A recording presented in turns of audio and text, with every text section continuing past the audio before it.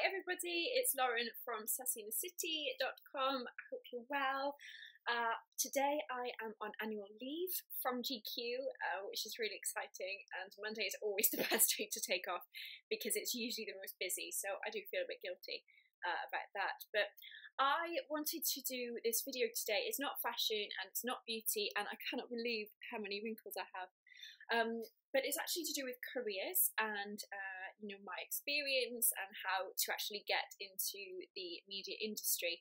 I'm going to keep this video as short as possible because I've had such a long lie-in today.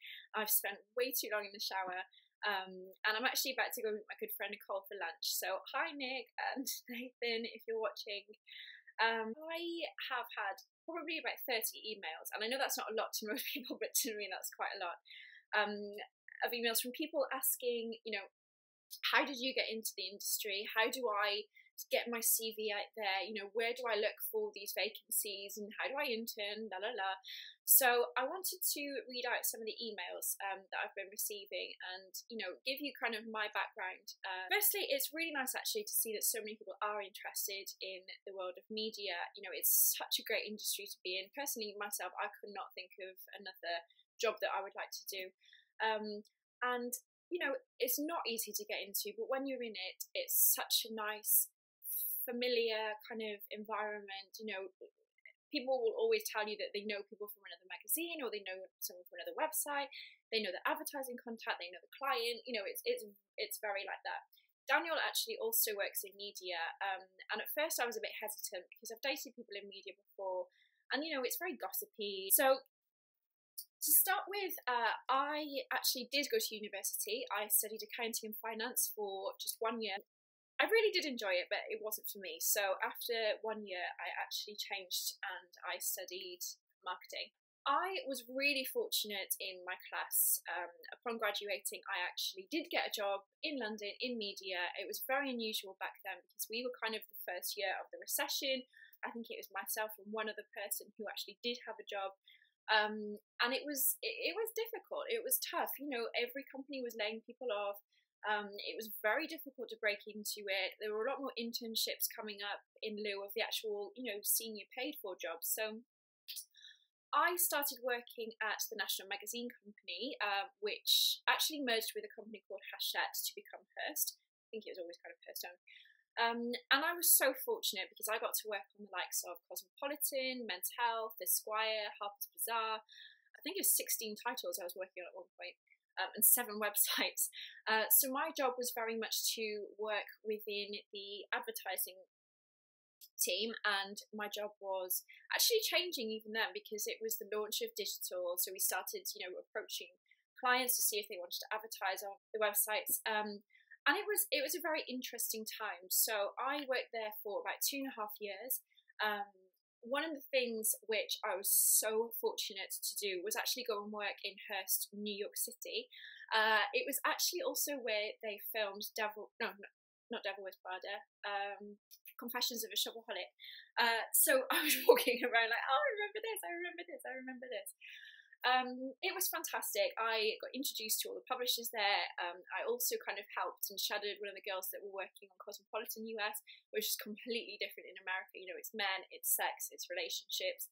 And yeah, it was great. And from there where did I go then? Oh, so then I went to work at News International, and that was purely because one of my friends that I'd made, she went on to work at the Times, and she saw a job opening. She was like, you have to come work here. So I sent my CV, got the job, and it was amazing. We had just actually shut News of the World, so it was a very weird time to be working at there. So I worked on, I think towards the end it was Sunday Times Style. Fantastic magazine, still is a fantastic magazine. It relaunched after 10 years. From there, I did a very brief stint working in commercial jet lounges, which sounds dead glamorous, but it's not, let me tell you, that was hard work. And from there, actually I only stayed there for 2 months. From there, then I got my job at Elle magazine, so kind of going back to her. And then 10 months later, I got approached actually for my job at GQ. Now, I would never have got my job at GQ or Condé Nast if it wasn't for the fact that I actually got recommended by someone. She I would say actually is a really good friend, as well as somebody that actually works at an advertising agency. So she knew that somebody was going on maternity. She knew that they needed cover. I already had the contacts, the people that were relevant to the role. So one of the most important things to take from my experience is the fact that it is who you know. You do need to make those contacts. It is networking. The whole job is networking.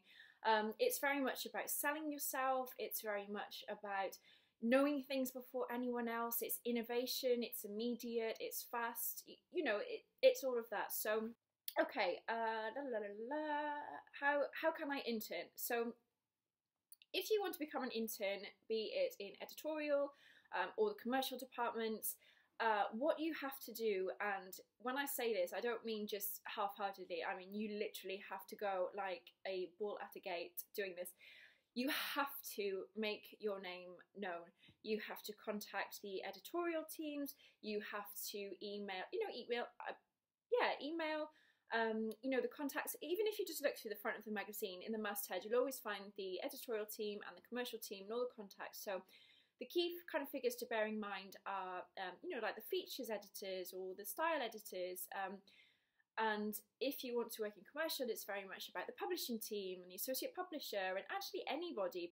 If you do want to find out about internships and you don't know anyone in the industry, what I advise is checking out the websites for each brand. So know that there are media houses who have magazine brands and website brands. They're the houses where you need to be working at. If you check on their websites 100%, even on Twitter actually, they even tweet their new vacancies. You'll find job openings for any title, and that's how you can kind of apply. What I would say is with your CV, think about to make yours stand out. I'm not talking about having an A4 page of your photograph with a little bit of blurb about yourself. I'm talking about how is your CV different to everyone else's? How are you enhancing your CV? So do you have languages? Are there any skills that you have that might be a bit obscure or out there? What I would also say is check LinkedIn, because so many people are not on LinkedIn, and I think it's absolutely ridiculous. Even when you get a CV sent to you, the first thing people do is check your LinkedIn, or they'll check your Twitter or Facebook. I used to think that was really bad, actually, that people or employers could check your Facebook and Twitter. But as Daniel said, it's out there for people to see, and that is a reflection of your personality. So why wouldn't you check it? What else? Okay, how should I be in an interview? Okay, so I've obviously interviewed at quite a lot of places for a lot of different roles, and one of the things which definitely makes you stand out is being interesting. What are your hobbies? What do you like to do on the weekend? Where do you live? What are you interested in? Where have you come from? So definitely be interesting. Also, it's very important to show that you're very keen and you're very willing. One thing I would say though is you can't just do that in an interview. You have to take that mindset and go on and on and on for years and years and years, because in this industry, if you're not keen and you're not willing, you're going to be overshadowed. No one will care about you. So it's very important to show that you are dedicated and loyal and are willing to, kind of go above and beyond for the company. In terms of, sorry, I'm just reading the next one. Okay, so what is it like for you now, and what can I expect? So for me now, I am probably the most busiest that I've ever been in my entire life. Not just work, but in my personal life. So on one day a week, I have night school from 7 o'clock till 10 o'clock at night. I also do my blog every single day, whether that's reading or researching or writing or taking photographs and that kind of thing. I am also planning a wedding, which is if anyone's planning a wedding, let me tell you, I did not expect it to be this difficult in terms of guest list, location, table settings, food.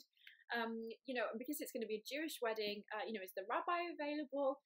Are we having kosher food? There's just so much to think about. yeah, so, and with obviously my day job. And actually, we've just finished decorating our flat, which is one of the nicer, busiest things for me. We're nesting and we've got everything decorated now. Already I'm having thoughts about whether we should move, because it's property in London is just ridiculous. So I hope that's gave you some food for thought. It's probably not as detailed as you would imagine, but do please drop me a line if you do want any career advice. I have gotten back to nearly everyone, I hope. Please don't comment if I haven't. Just to give you advice, and it's definitely something that I know I would have benefited from when I was 18 years of age and didn't have a clue what I wanted to do, didn't have a clue how to get to London, and didn't have a clue how to even start looking for a job in media. So I hope that's helpful. I hope I haven't put you off, because trust me, it is the most amazing industry to work in. And I hope you all have a good evening.